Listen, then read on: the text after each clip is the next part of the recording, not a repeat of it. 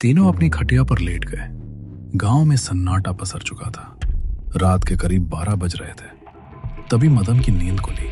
उसे जोर से पेशाब महसूस हुई। वो उठकर थोड़ा दूर अंधेरे की तरफ गया।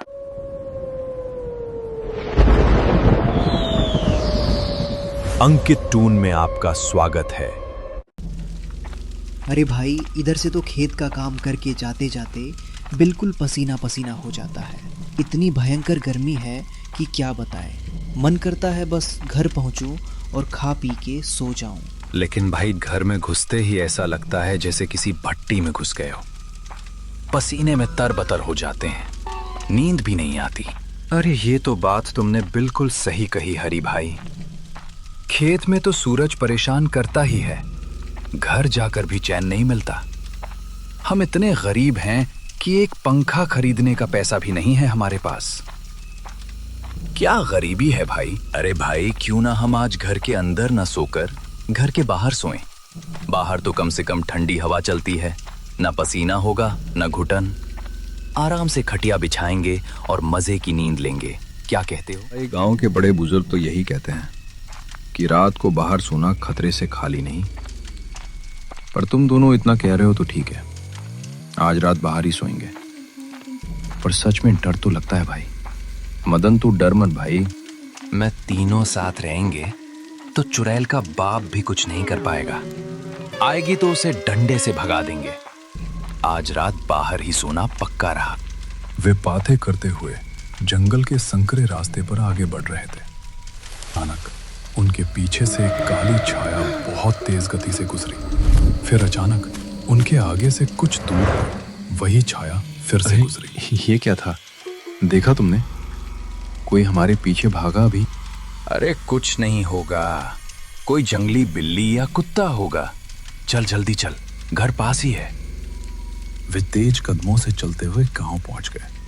राघव और गोपाल अपनी अपनी खटिया लेकर पहुंच गए और हरी की खटिया के पास ही बिछा दी। अरे भाई, इस समय तो बाहर भी हवा कम ही है, लेकिन घर से तो अच्छा ही है। घर में तो सांस लेना मुश्किल था। हाँ भाई, बाहर कम से कम आसमान तो दिख रहा है। ठंडी हवा चलेगी तो सुकून से सोएंगे। भाई, अगर सच में कोई जानवर आ गया तो? अरे भाई, ये गांव है, कोई गहरा जंगल नहीं कि शेर आ जाएगा। तुम लोग बस डरावनी बातें सोचते हो। आराम से सो जाओ, सुकून तो है। हरी भाई, पर गांव वाले जो कहते हैं कि कोई चुड़ैल भटकती है, कहीं वो हमारी चारपाई के नीचे आकर ना लेट जाए, मुझे तो सोचकर ही डर लग रहा है। अरे भाई राघव, चुड़ैल सब अफवाह है। चुपचाप सो जाओ, कुछ नहीं होगा। तीनों अपनी खटिया पर लेट गए। गांव में सन्नाटा पसर चुका था। रात के करीब 12 बज रहे थे। तभी मदन की नींद खुली। उसे जोर से पेशाब महसूस हुई। वो उठकर थोड़ा दूर अंधेरे की तरफ गया।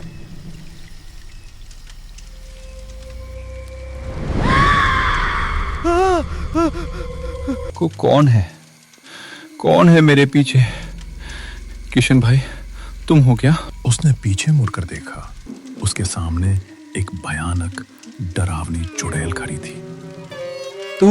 तू कौन है? यहाँ क्या कर रही है? भाग जा यहाँ से। मदन, तुझे बाहर सोने का बहुत शौक है ना? घर में गर्मी लगती है तो सो जा।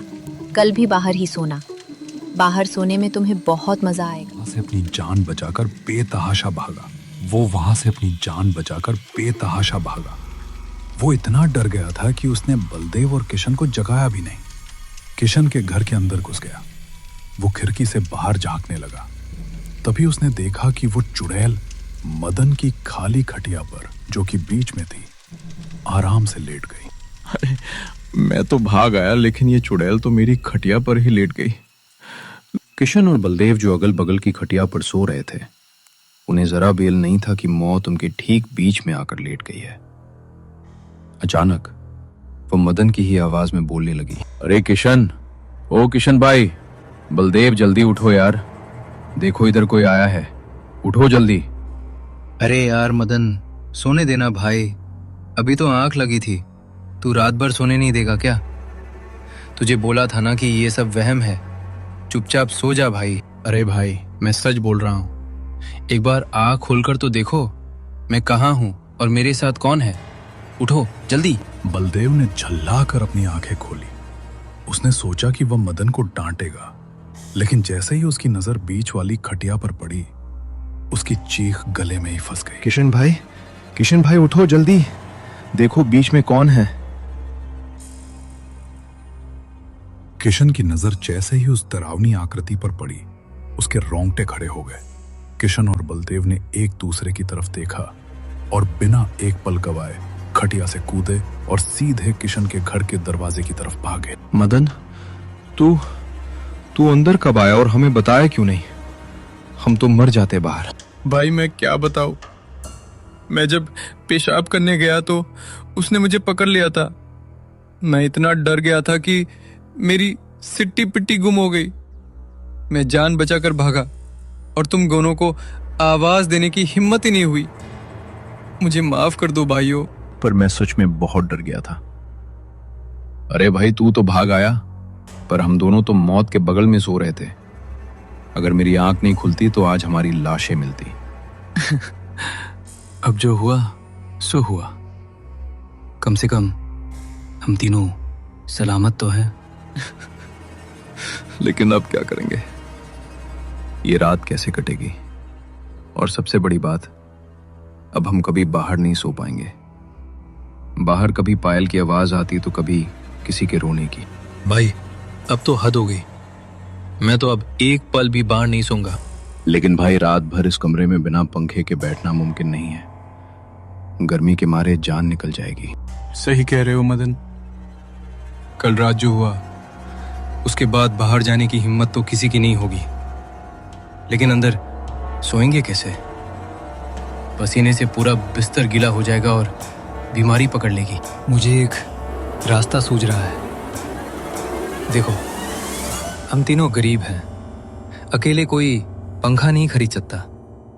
लेकिन अगर हम तीनों अपने बचे कुचे पैसे मिला दे तो एक सस्ता सा फर्राटा टेबल फैन आ सकता है। हम तीनों मेरे इसी कमरे में वो पंखा लगाकर सोएंगे।